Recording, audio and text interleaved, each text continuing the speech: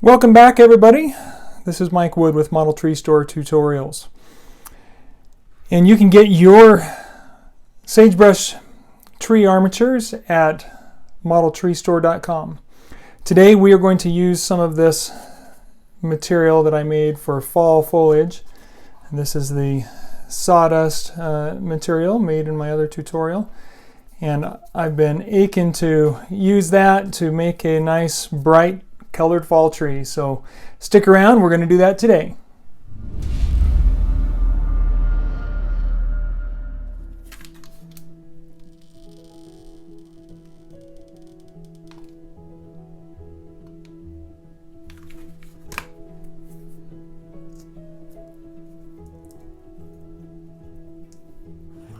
Of course, this tutorial will start with a sagebrush tree armature, straight from the desert of Utah.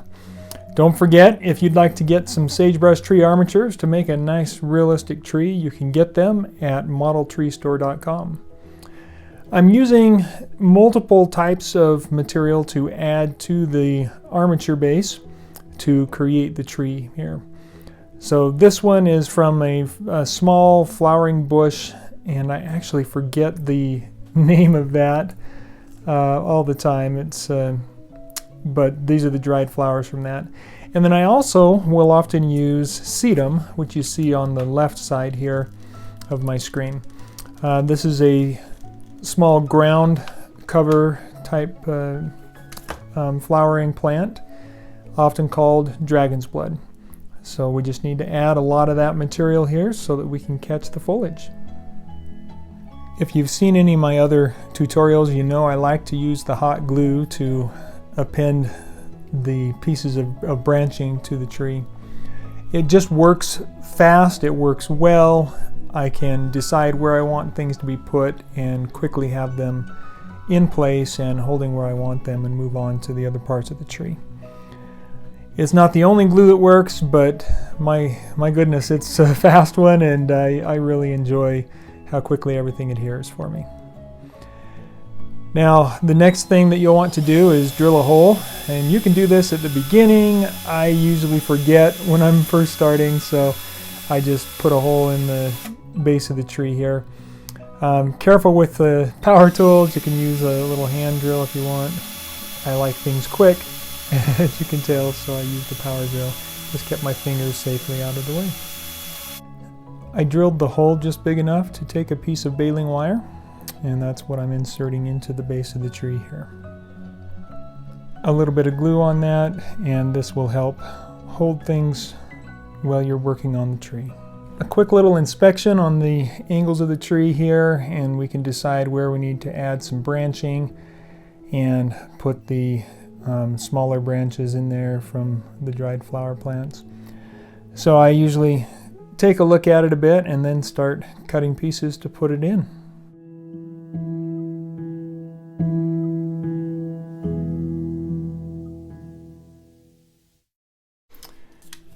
All right, so what we want to do is fill this out with plenty of foliage catchers. So we're going to put a bunch of these in here in strategic locations, and I'm going to start toward the middle of the tree a bit here.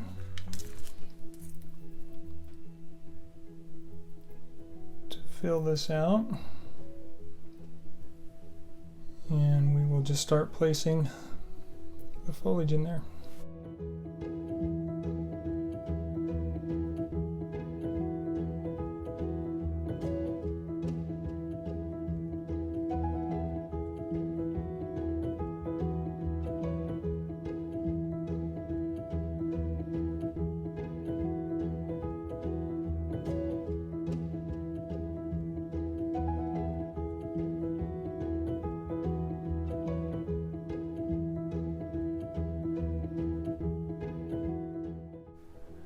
Once you feel you've got your tree filled out the way you want it, spray it with some glue. Okay, I gave it a little spray glue, and now we are going to give it some color.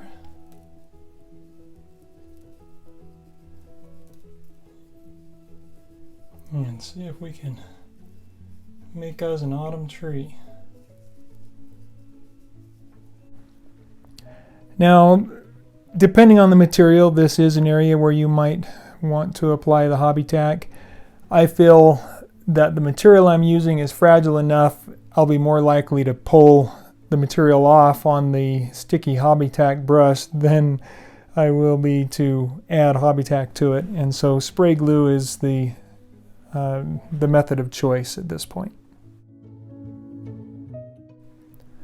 I continued adding the orange and red material to this, and did a bit of this inside, which isn't ideal because the spray glue or hairspray or whatever you might be using as adhesive definitely likes to float in the air, and the fumes are not friendly. So I do recommend using a respirator or just do it outside.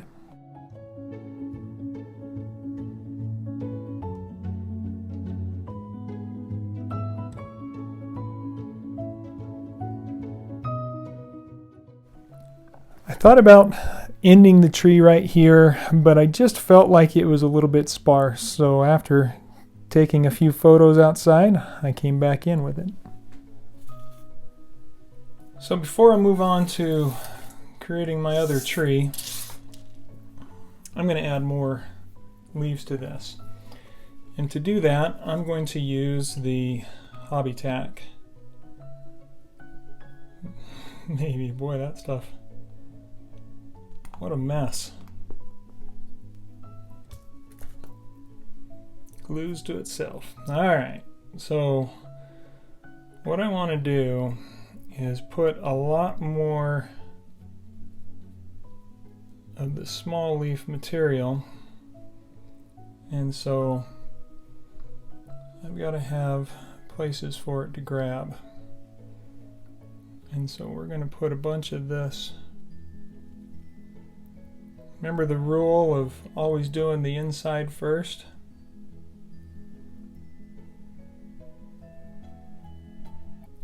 Well, I kind of messed that up getting in a hurry here. So there's the new #1 rule. Don't get in a hurry. Take your time to make things, and you'll appreciate the results a lot more. How about that? So we'll just get a bunch of this painted here, and then I'll leave it to dry. We'll come back and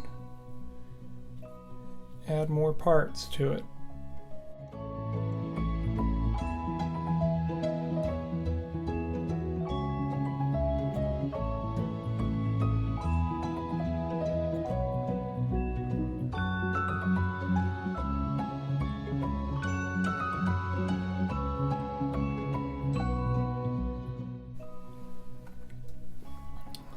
So I am going to end up using a lot more branching material, small material, than I think I expected.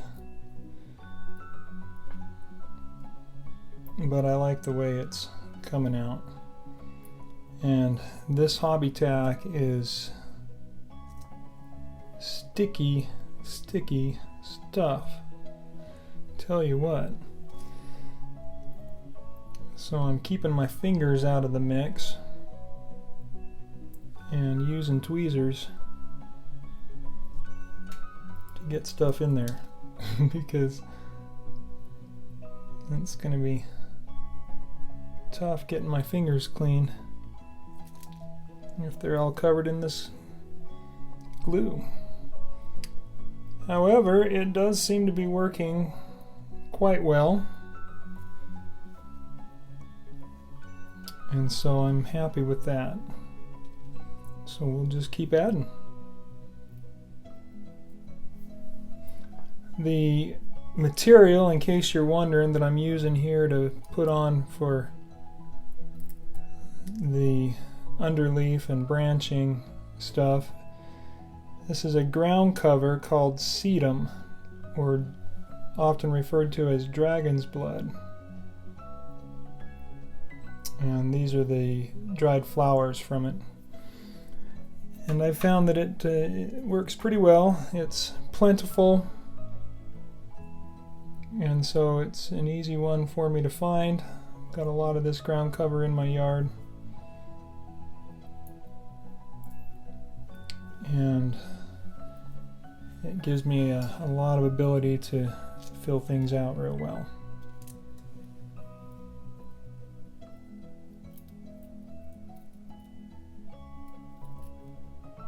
Yeah, see, that stuff's grabbing where I don't want it to grab.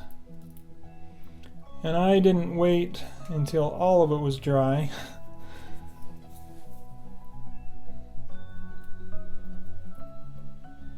Oh my heavens. But I waited till a lot of it was dry. So we'll get a few more branches and smaller pieces in there and fill this thing out. Since the weather's nice, and I live in a nice windy place that will carry the fumes away, I decided that I will add the rest of this foliage out of doors.